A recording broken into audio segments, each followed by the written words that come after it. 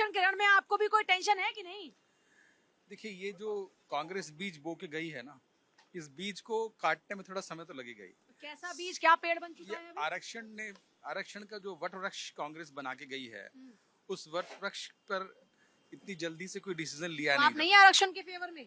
नहीं, फेवर में तो देखिए, फेवर में तो चूंकि ऐसी व्यवस्थाएं बन गई हैं कि फेवर तो में तो वोट खड़ा के होना चक्कर पड़ेगा। में अब नहीं ना कर सकते हैं ऐसा? नहीं, ना की तो स्थिति नहीं है, पर आज की स्थिति को संभालने के लिए कुछ एक्सपर्ट्स और चीजें सलाह लेकर इसमें पर क्या आप तो बड़े बड़े फैसले लेते हैं, तो अगर आपको लगता है कि आरक्षण ऐसा वट वृक्ष है जो मुश्किलें बढ़ाता है, तो ले लीजिए इस पर भी बड़ा फैसला। ठीक है। अब चूंकि चुनाव का दौर है, चुनाव सिर पर है, और अगर कोई फैसला लिया जाएगा तो लोग कहेंगे चुनाव को देखते हुए फैसला लिया गया। तो इसीलिए चुनाव के बाद अगर कुछ ऐसी व्यवस्था बनेगी तो ध्यान देंगे उस पर। हाँ जी। देखिए, पहले ये देखना और जानना ज़रूरी है कि ये आरक्षण क्यों आया, किस लिए आया, कब से आया, तब की स्थितियाँ क्या थी। तो देश आज़ाद होने से पहले 1935 में भारतीय अधिनियम के तहत इसे लाया गया था। तब इसलिए लाया गया था कि तब वाकई में पिछड़ों की स्थिति काफ़ी ज़्यादा खराब थी, समाज में ज़रूरत थी उनके प्रतिनिधित्व की, और ये चीज़ें संभव नहीं हो रही थी सामाजिक स्तर पे, तो एक कानून बनाकर इसे पारित किया गया। उससे भी बहुत पहले 1902 में शाहू जी ने पुणे में इस एक्ट को पारित किया था, सवर्णों और ब्राह्मणों से मतलब बराबरी में लाने के लिए। तो ये चीजें तब की गई, उस वक्त की गई जब इसकी बहुत ज्यादा जरूरत थी और इसके बिना सामाजिक व्यवस्था में समरसता नहीं आ पा रही थी।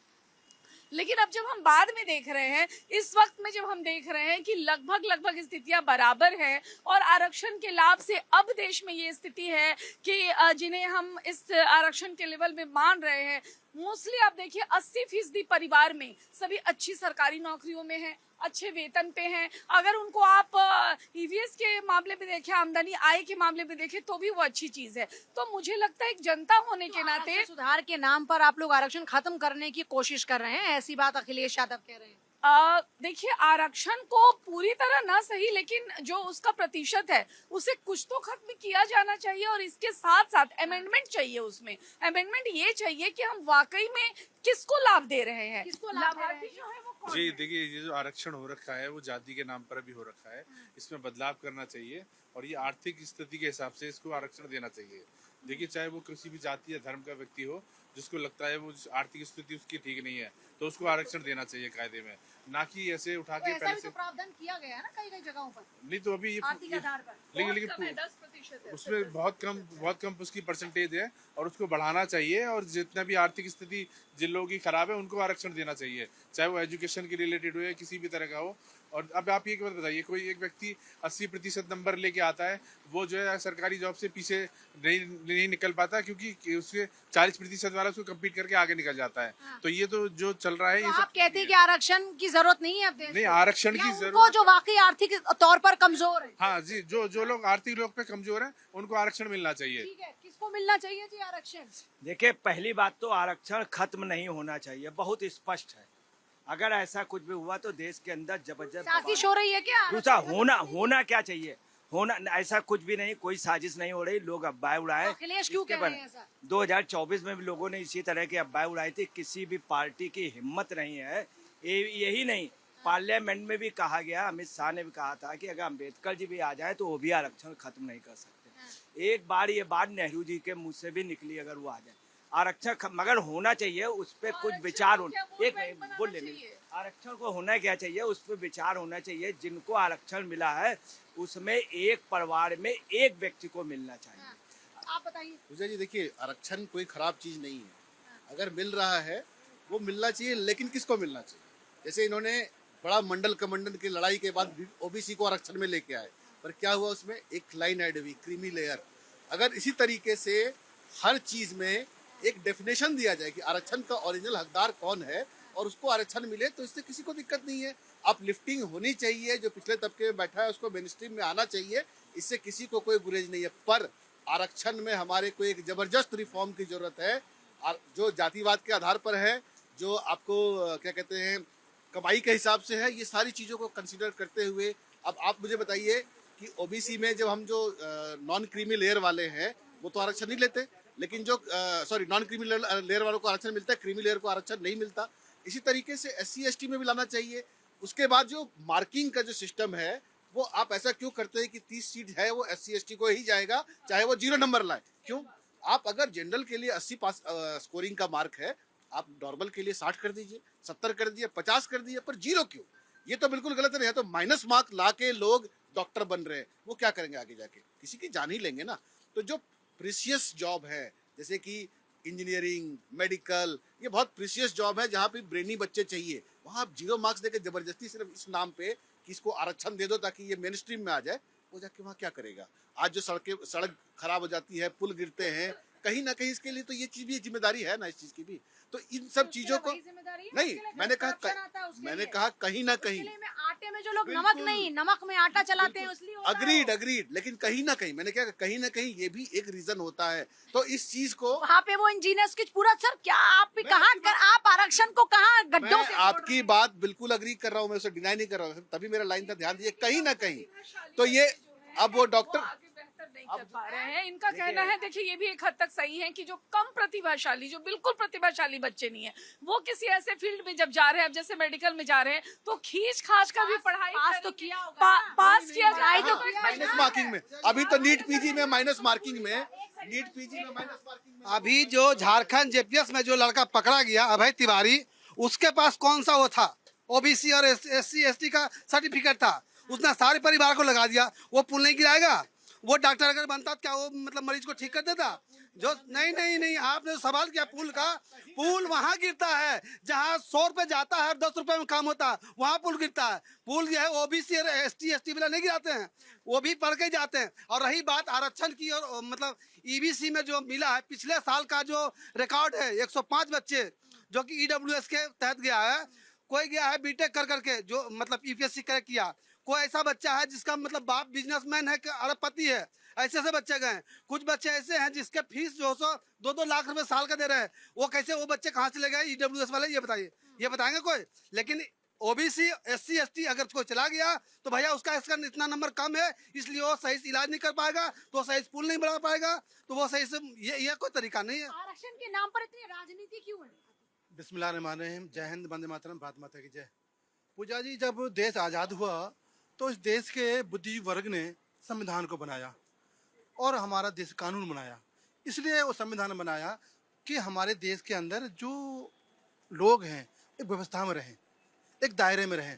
उसमें एक आरक्षण लाया गया। आरक्षण लाया गया उसके लिए जो पिछड़े थे लोग, गरीब थे, मजदूर थे, जो शिक्षा के भी से दूर थे, नौकरी से दूर थे और कहीं ना कहीं अपने काम से भी दूर थे।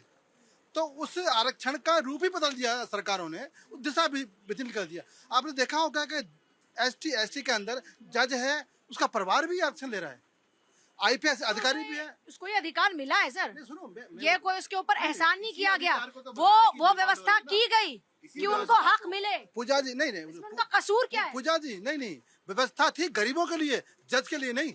जब जज बन के आया तो उसके आरक्षण को नहीं मिलना चाहिए, यही तो संविधान कहता है। गरीबी रेखा, जो गरीबी का नीचे है उसको ऊपर लाना, मुक्तरम जोड़ना है। जो जुड़ गया फिर उसको हटाना भी तो है।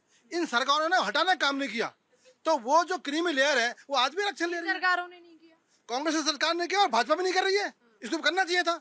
आरक्षण आर्थिक स्थिति के आधार पर, ये संविधान कहता है, ये अनुच्छेद 14-15 कहता है। अल्पसंख्यक वर्ग में भी होना चाहिए मुझे नहीं, सब में होना चाहिए। आरक्षण, फिर सबके लिए, सिर्फ जाति के आधार पर नहीं, धर्म के आधार पर, जिस भी तरीके से मिल बिल्कुल पूजा जी, ये आपकी आवाज एक एंकर की आवाज और एक प्रवक्ता की आवाज यही है। हम दो देश के नागरिक हैं, दोनों हम देश के नागरिक हैं। हम ये चाहते हैं कि जो संविधान निर्माताओं ने आरक्षण लगाया था उसके नियम से पीछे वाले को आगे लाना है, आगे वाले को आगे चला जाएगा, उससे हटा के फिर पीछे वाला लाना है। जीने पे कदम कदम से समाज को लाना है, चाहे ब्राह्मण हो, चाहे ठाकुर हो, चाहे बनिया हो, चाहे वैश्य हो, चाहे मुसलमान हो, चाहे कोई भी हो, उस समाज को आगे लाना है। देश आर्थिक मजबूती तभी बनेगा, देश विश्वगुरु तभी बनेगा तब पीछे वाला व्यक्ति, पंक्ति वाला आगे आएगा। आगे वाले खाते रहेंगे और पीछे वाले धक्का मारते रहेंगे। सरकार ने किया है ना। आज मायावती का खानदान देख लो और बहुत से लोग हैं, मैं नाम गिना दूंगा। कितने जज हैं, कितने IPS है, कितने अधिकारी हैं, कितने पॉलिटिशियन है, कितने नेता है, कितने कलेक्टर हैं जो आरक्षण ले रहे हैं। क्या संविधान ये कहता है? नहीं कहता। संविधान कहता है कि जो बहुत पीछे रह गया है, जो पढ़ाई से दूर है, जो शिक्षा से दूर है, जो नौकरी से दूर है, उसको आगे लेके आना है। आरक्षण में जो खामियां है ना, तो मैंने कहा आरक्षण कोई बुरी चीज नहीं है, पर आरक्षण में एक रिफॉर्म की जरूरत है। मैं एक एग्जांपल से समझाता हूँ। मेरा एक दोस्त है, आदिवासी है, उसके दादा दादी दोनों सरकारी नौकरी में, उसके माँ बाप दोनों सरकारी नौकरी में, वो सरकारी नौकरी में, उसकी पत्नी सरकारी नौकरी में, उसके बच्चे भी आगे सरकारी नौकरी में आरक्षण से जाएंगे, है ना। उसी आदिवासी समाज के और लोगों का क्या कसूर है जो नहीं आगे बढ़ पा रहे, क्योंकि उनकी सीट पहले ये ले रहे हैं। दूसरे, आरक्षण का मुद्दा चुनाव के पहले ही क्यों उठाया जाता है? आपने देखा होगा 2024 में आरक्षण पर तो खुद भी आवाज बुलंद हो रही है। होनी चाहिए, बिल्कुल होनी चाहिए, और इसमें रिफॉर्म की मांग जो है आरोप भी तो लग रहे जायज है। हैं। ऐसा ऐसी लेकिन- कई साजिश की बू आपको भी आ रही है क्या कि आरक्षण खत्म करने लेकिन पर मुझे वही है? चुनाव से पहले ये मुद्दे को क्यों उठाया जाता है, इस पे डाउट होता है। 2024 में आपके सामने था, आरक्षण खत्म कर देंगे नाम पर ही अखिलेश यादव यूपी में इतनी % जीत लेके आ पाए थे। तो ये सारी चीजें राजनीति से भी प्रेरित होती है, जिससे बचना चाहिए। देखिए, मैं आरक्षण के बारे में बता दें, आरक्षण नेहरू जी नहीं देना चाहते थे, ये सिर्फ डॉक्टर अंबेडकर जी का इतिहास की बात छोड़ो, आज एक की बात सेकेंड करो। आपको उसमें बता दें नेहरू जी ने क्या किया। नेहरू जी ने बच्चू सिंह जाट नामक एक सांसद जो बहुत अच्छे थे, उनको रिवॉल्वर दी, उन्होंने संसद में फायर किया। उसके बाद नेहरू जी को दे दिया, अंबेडकर जी को मिस हो गया फायर। अंबेडकर जी दोनों लोग एक साथ निकले, बाद में पता चला नेहरू जी ने उनको हुस्काया था। अंबेडकर जी ने कभी भी बच्चू सिंह जी का नाम नहीं लिया, बच्चू सिंह जी की मंशा नहीं थी। तो आरक्षण के खिलाफ कांग्रेस की हमेशा साजिश रही है। अब आप आइए, आरक्षण के अब होना क्या चाहिए, 75% आरक्षण हो जाना चाहिए, 49 की जगह 25% बढ़ा करके, जिसमें आर्थिक रूप से जो अति पिछड़े हों, आर्थिक रूप से, जातिगत नहीं, आर्थिक रूप से उनको दिया जाना चाहिए। और ये 49% पूरा इसको कतई नहीं है। अगर ऐसा कुछ भी डिस्टर्ब किया गया 49%, तो देश के अंदर गृहयुद्ध हो जाएगा। ये लोगों की साजिश है। जस्टिफाई कौन करेगा कि आर्थिक रूप से ये मतलब जो आरक्षण, इसको जस्टिफाई कौन करेगा? ये तो बता दी गवर्नमेंट साजिश कर रहे हैं आप। देखिए, जस्टिफाई करने के लिए एक ऐसी व्यवस्था होनी चाहिए, एक ऐसी कमेटी बननी चाहिए। पर अखिलेश तो आप पे आरोप लगा रहे हैं कि आप चाहते नहीं कि आरक्षण रहे, आरक्षण खत्म करने की साजिश कर रहे हैं। अखिलेश तो वोट बैंक की राजनीति कर रहे हैं। अभी आप देखिए, उन्होंने आज कल एक प्रेस कॉन्फ्रेंस की, उन्होंने कहा कि जो महिलाएं ऐसी हैं उत्तर प्रदेश में, उनको हम 40,000 रुपए महीने, साल का 40,000 रुपए देंगे। तो जो भी पैतरे चुनाव को लेकर किए जा सकते हैं, वो अखिलेश यादव कर रहे हैं। वो तो कहते हैं भाई, मैं कोई भी ऐसा वादा करने को तैयार हूं जिससे मेरी सरकार उत्तर प्रदेश में आ जाए। ये प्लानिंग है अखिलेश जी की। पर लेकिन जनता समझती है, 10 सालों में जनता ने समझ लिया कि हमारा भविष्य सुरक्षित कहाँ है। आज लॉ एंड ऑर्डर की बात कर लीजिए, आज और हम और आप उत्तर प्रदेश से ताल्लुक रखते हैं, और उत्तर प्रदेश में व्यवस्था ऐसी थी पहले कि आप घर से निकल गए तो आप भगवान भरोसे घर वापस पहुंचते थे। ये हालत थी महिलाओं की। आज माँ बाप को चिंता नहीं है कि बेटी गई है तो आराम से आएगी, कि प्रशासन की व्यवस्था। देखिए, जापान के लोग हिंदुस्तान में क्या, उत्तर प्रदेश में इतना बड़ा इन्वेस्टमेंट करने जा रहे हैं, चीजें करने जा रहे हैं। तो जो माहौल बदलने का काम किया वो भारतीय जनता पार्टी ने किया, और किसी के बस की बात है नहीं। अब क्या माहौल बदलना चाहिए? माहौल बदलना चाहिए, बिल्कुल बदलना चाहिए, खासकर आरक्षण के मुद्दे पे। और ये जितनी शोशेबाजी हो रही है कि आरक्षण को खत्म किया जा रहा है, खत्म करने जैसी कोई बात नहीं है जहां तक मुझे लगता है। लेकिन हाँ, जिन मुद्दों पर अभी तक आरक्षण होता आया है या जो प्रतिशत है, उसमें जरूर बदलाव किए जाने चाहिए, उसमें जरूर फेरबदल होनी चाहिए। ये चीज जरूर देखी जानी चाहिए कि नीडफुल कौन है, जरूरतमंद कौन है, और आरक्षण का लाभ किसे मिलना चाहिए। अभी अगर मैं बात करूं तो बैकवर्ड ही नहीं, फॉरवर्ड में बच्चे बहुत सफर हो रहे हैं। बहुत सारे ऐसे बच्चे हैं, मैं खुलेआम चैनल से कह रही हूं कि आप फॉरवर्ड्स को चाहे कितनी भी गाली दे, लेकिन अगर कोई फॉरवर्ड का बच्चा पैदा हुआ है तो ये उसकी गलती नहीं है कि वो ज्यादा टैलेंटेड होकर, ज्यादा अच्छा होकर, ज्यादा नंबर लाकर भी वो पीछे रह जा रहा है। तो उस जगह पे आप इस साइकोलॉजी को देखिए ना कि वो बच्चे कितने सफरर हो रहे हैं, किस तरह से उनकी मानसिक परेशानी हो रही है। तो आप सुविधा वहां दीजिए जहां आपको लगे कि बिल्कुल इसे उठाए जाने की जरूरत है। जिन जगहों में 2-2 जनरेशन IAS IPS है, फिर तीसरी जनरेशन भी आरक्षण का लाभ ले रही है, तो मुझे नहीं लगता है कि कहीं भी सामाजिक तौर पे या राजनीतिक तौर पे इस तरह के आरक्षण की जरूरत है। इस पे एक ये तो मैं विरोध दर्ज करती हूँ कि इसमें जरूर बदलाव होने चाहिए। जी, आरक्षण किस लिए शुरुआत हुई थी? समानता को बरकरार आप रखने के लिए। बताओ ना, आज की तार्किक बात कर। नहीं, मैं आज की बात राजनीति में अब क्या, आज की ही बात कर रहा हूँ, मैं यही बता रहा हूँ। आरक्षण पर किसका क्या समाज में समानता बने, इसलिए आरक्षण का निर्माण किया गया था। लेकिन इस आरक्षण की वजह से समानता नहीं बन रही, लोग एक दूसरे से दूर हो रहे हैं। जो अगड़े हैं वो पिछड़ों को हेय दृष्टि से देख रहे हैं, या पिछड़े जो है, जो समानता लाने की बात हो रही थी वो आरक्षण की वजह से फुलफिल नहीं हो पा रही है। तो ये क्या कहता है कि समय के साथ जैसे हर चीज का रिफॉर्म होता है ना, वैसे इसमें भी अब एक रिफॉर्म की जरूरत है। आप क्या सोचते हैं आरक्षण के बारे में? आरक्षण का मुद्दा उठना भी चाहिए राजनीति में? बिल्कुल उठना चाहिए। देखो, आरक्षण क्या है, मेरिट के बेस पे होना चाहिए। अगर ज्यादा कैपेबल कोई है, ज्यादा एजुकेटेड है, ज्यादा क्वालिफाइड है, तो उसे भी अपॉर्चुनिटी मिलना चाहिए। ये नहीं है कि आप आरक्षण को देखते हुए उसको पीछे छोड़ दो। आरक्षण पर सबसे ज्यादा सियासत कौन सी पार्टी करती है? सियासत की बात करें तो अभी नई एक पार्टी बनी है चंद्रशेखर रावण जी की, वो ज्यादा सियासत करना चाहते हैं इस पे। अखिलेश यादव जी हैं, वो भी अपनी सियासत इस पे रखना चाहते हैं। तो ये कहीं ना कहीं बहुत गलत बात है। आरक्षण के बेस पे आप सियासत को मत जोड़िए, क्योंकि जनता जो है वो अपने मुद्दे जानती है, उसे क्या चाहिए जनता को बहुत अच्छे से पता है। जनता क्या चाहिए जी? जनता को आरक्षण चाहिए जनता को। पूजा जी देखिए, संविधान में हर किसी वर्ग को, हर किसी जाति को मतलब वो अधिकार दिया है, लेकिन यह है कि जो यहाँ जितने भी पैनलिस्ट हैं बोल रहे हैं कि इसका मतलब सुधार होना चाहिए, लेकिन सुधार होगा कैसे? क्योंकि चाहे ओबीसी हो, चाहे एससी हो, चाहे एसटी हो, अगर मान लो स्वर्ण जाति का है, वो फर्जी सर्टिफिकेट 5,000 की जगह 10,000 देगा, वो बन जाएगा उसका ईडब्ल्यूएस का, चाहे वो 1 करोड़ का सालाना क्यों ना कमा रहा हो, ठीक है ना। जो ओबीसी हो, एससी का सर्टिफिकेट बनाना चाहेगा, वो आज पैसा देगा, 10 की जगह 20,000, वो आज बन जाएगा। तो उसको कौन जस्टिफाई करेगा, कैसे करेगा? पूजा जी देखो, आरक्षण में बदलाव भाजपा कर सकती है, उस पर डाटा पूरा है। एक उदाहरण दूंगा, किसान सम्मान निधि किसको मिल रही है? जो गरीब किसान है ना, तो डाटा पूरा है ना। शौचालय किसको मिले हैं? गरीबों को। मकान किसको मिला है? गरीबों को मिला है ना। उज्ज्वला योजना किसको मिली है? गरीबों को मिली है ना। आयुष्मान किसको मिला है? गरीबों का। डाटा उसके पास है। उसमें गरीब मुसलमान भी है, गरीब ब्राह्मण भी है, गरीब ठाकुर भी है, गरीब उसमें एससी भी, सभी है। उन सबको समानता किसान सम्मान निधि में कोई जाति नहीं देखी गई, शौचालय में जाति नहीं देखी गई, मकान में जाति नहीं देखी गई, तो फिर आरक्षण कैसे लागू हो सकता है?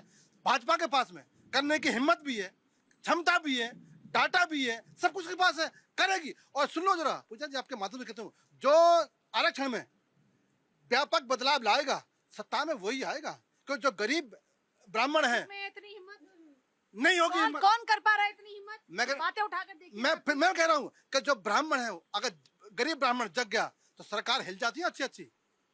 अच्छी सरकार। जो गरीब ठाकुर जग गया, उसको अधिकार चाहिए। एक जज बन गया एससी का, वो आरक्षण ले रहा है, और जो बेचारा ठेले पे काम कर रहा है, ठाकुर ब्राह्मण का बच्चा, वो आज भी ठेले लगा रहा है। तो आप में क्वालिटी होनी चाहिए ना। आप डिजर्विंग कैंडिडेट हैं तो नहीं मिलेगा। मतलब एक समाज के लिए एक समाज गरीब हो सकता है और ब्राह्मण गरीब नहीं हो सकता। ये दो मापदंड। ये जो एहसान भाई बता रहे हैं कि किसान को ये मिला वो मिला, 80 करोड़ जो अनाज मिल रहा लोगों को, उसमें 50% लोग फर्जी है। ऐसे लोग हैं जिनके पास साल का 1 लाख में महीने का किराया आ रहा। पूजा जी, अब जो युवा है वो अब जात पात को नहीं मानता है। बहुत सारे लोग लव मैरिज कर रहे हैं और अपना चीजों को जो है अपने हिसाब से जीवन को जी रहे हैं। ये नहीं कह सकते कि जात पात में लोगों का अभी भरोसा नहीं, उतना नहीं है, लेकिन जो यंग जनरेशन आ रही है, ऐसा दिमाग है, जात पात का जो भेदभाव है ये अब तक नहीं दूर हो पाया है। नहीं देखिए, दूर में लेकिन इसकी परसेंटेज धीरे धीरे कम होती जा रही है। तो इसीलिए सरकार को सिर्फ जो है आर्थिक तो प्यार में हो जाते हैं दीवाने परवाने, उनकी बात आप छोड़ दीजिए जी।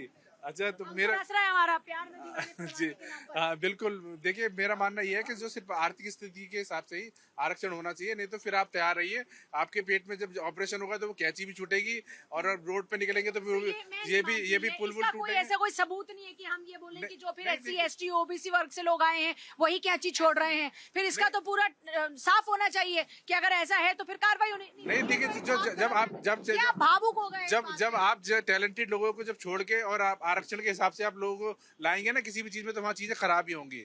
और जो युवा है वो बहुत ज्यादा फ्रस्ट्रेट है, बहुत ज्यादा परेशान है, उनको चाहिए इक्वलिटी। अब वो पहले वाला हिसाब नहीं चलेगा। इक्वालिटी। देखो, जैसे वो कह रहे थे अभी कि जो राशन है वो लोग भी राशन ले रहे हैं जिनके घरों में करोड़ों रुपए महीने किराया आ रहा है। तो मैं बता दूं अपने मित्र को कि ऐसा नहीं है।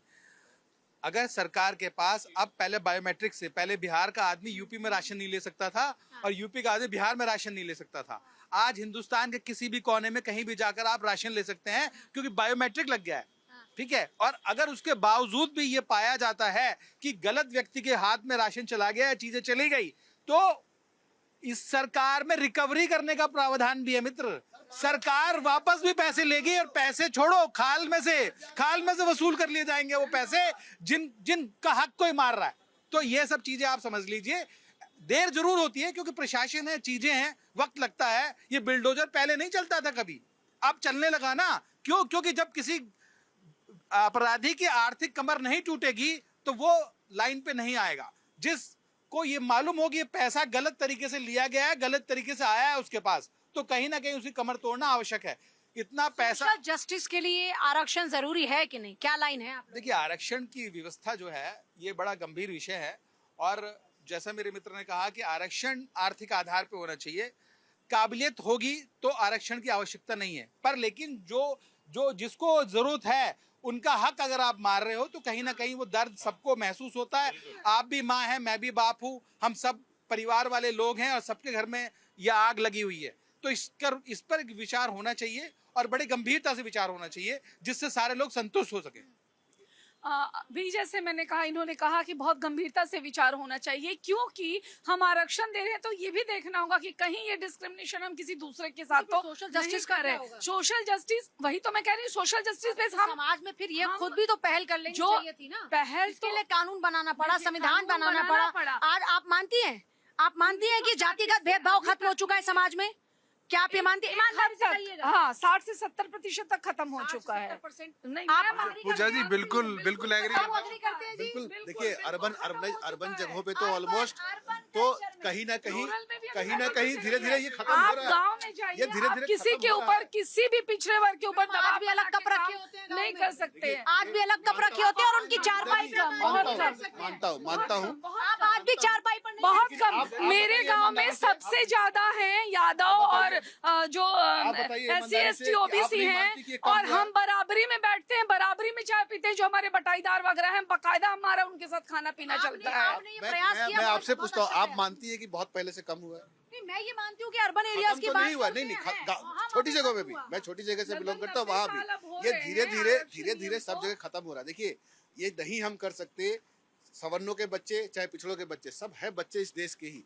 तो अगर एक को उठाने के लिए आप दूसरे के साथ अन्याय कर रहे हैं तो वो गलत है। इस पर रिफॉर्म की जरूरत है और मेरी मांग सिर्फ इसी के लिए है कि भैया सब हमारे ही बच्चे हैं, हम हमारे 4 बच्चे हैं, तो अब एक को कुछ देने के लिए बाकी 3 को रुलाएंगे, ये सही नहीं है।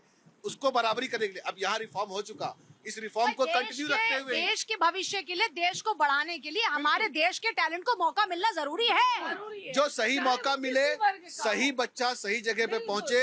अगर हमें जो बच्चे कमजोर है उनको आगे लाना है। लोगों से बात करी थी, उन्होंने ये कहा कि इसमें एक सुझाव है। आप जो हमारे दर्शक आज ये कार्यक्रम देख रहे हैं वो भी बताइएगा कि कुछ लोगों ने सुझाव दिया कि आप जो मौका रिजर्वेशन में देते हैं, आप उन लोगों को एजुकेशन के लिए पैसा दीजिए, आप समाज में बराबरी के लिए उनको मौका दीजिए और फिर टैलेंट के आधार पर उनका चुनाव होना चाहिए।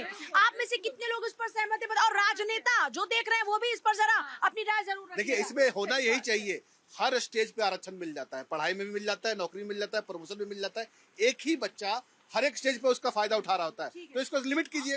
पढ़ाई में लेना है तो नौकरी में मत लो, नौकरी में लेना है तो प्रमोशन में मत लो। तो टैलेंट बिल्कुल।